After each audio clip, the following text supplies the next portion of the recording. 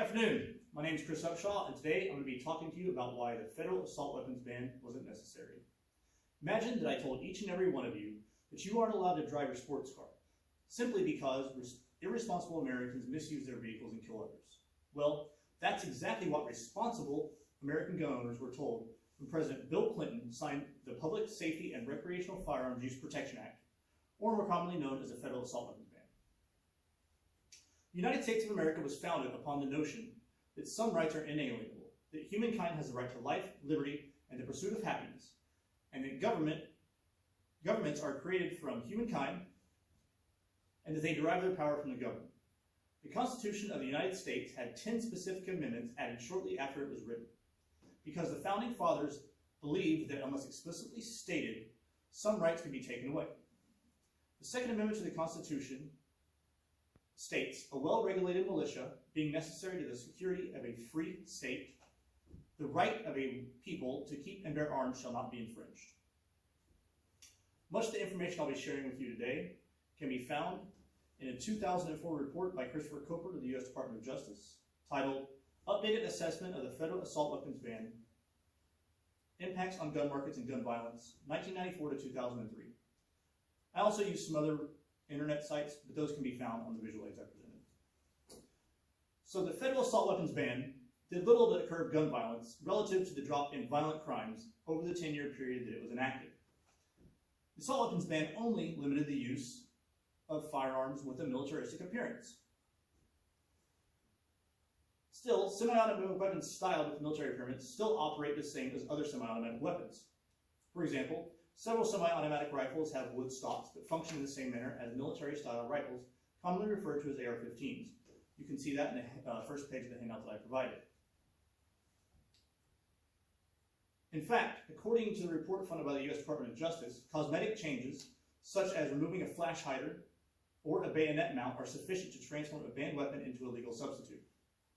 Now, contrary to popular belief, if you hold down the trigger on a semi-automatic weapon, it does not continue to fire.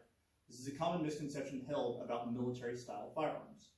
And according to ATF.gov, fully automatic weapons have been illegal since the National Firearms Act of 1934. And this bill also outlawed rifles with a barrel of less than 16 inches in length, with silencers and with mufflers. Now, law-abiding citizens suffer from unjust laws like the assault weapons ban, but criminals will still commit a crime regardless of laws. All crime actually declined during the 10 years of the assault weapons ban, not only violent crime. And according to FBI.gov, all violent crime decreased by 26% from 1994 to 2004, with a steady decline continuing into the post-ban years. The Coper's report showed that assault weapons used in violent crimes were relatively steady, starting with 424 cases in 1994, having the lowest number of cases in 2000 at 305, and the most number of cases in 2002 at 531. Funded by the Department of Justice, Christopher Coper's report shows that in the years 2000 and 2001, around 3,200 assault weapons were traced, which means that a weapon was tracked from the manufacturer to the point of sale. The number of assault weapons that were traced in 1993 and 1994 is nearly identical at 3,166 traces, and that was prior to the assault weapons ban. Now, Coper concluded that in the years that the assault weapons tracing declined, there was a decline in weapons tracing overall. He also wrote that leaving the assault weapons ban in place would have little effect, and this effect is likely to be small at best, and possibly too small for reliable measurement. So, if there is no difference made by banning assault weapons, why would we try to outlaw one of the best, most effective tools of self-defense? Well, the Founding Fathers protected the right to own firearms because they wanted the American people to be able to defend themselves against tyranny. Adolf Hitler is quoted as saying, "To conquer a nation, you must first disarm its citizens." And once you remove the ability of the people to defend themselves, what do you think will keep the people in power from taking away your rights?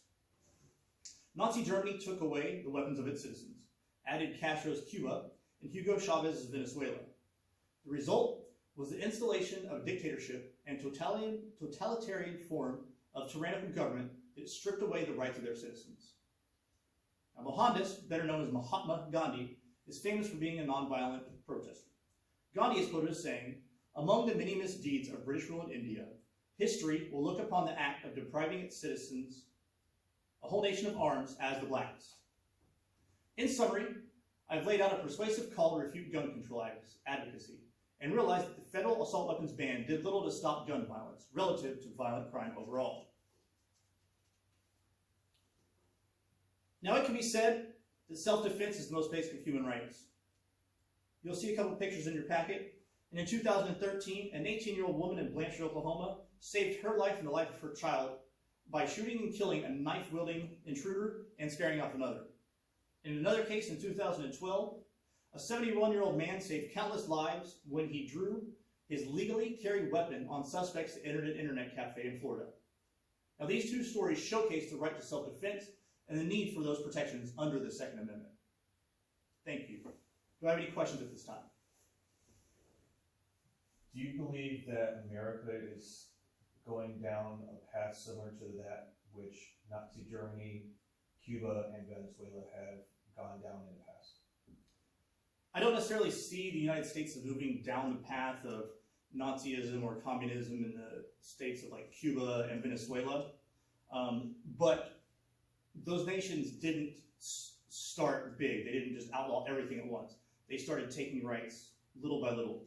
So if the federal government is to strip away the rights of having these military-style weapons that they're calling assault weapons that function the same as other hunting rifles, if they take those away, what's to keep them from saying, okay, next it's handguns, okay? Next it's your hunting rifles. You know, now we're gonna try to be strict and say, well, the Constitution only meant that you could own flintlocks and muskets. That's not what the Constitution says. The Constitution states that you have the right to keep and bear arms. It doesn't say which type of firearms, it says keep arms. So in order for the government to take away that right, they would actually have to abolish the Second Amendment. Do you think I've answered your question? Yes. Any other questions? Not this time. Thank you.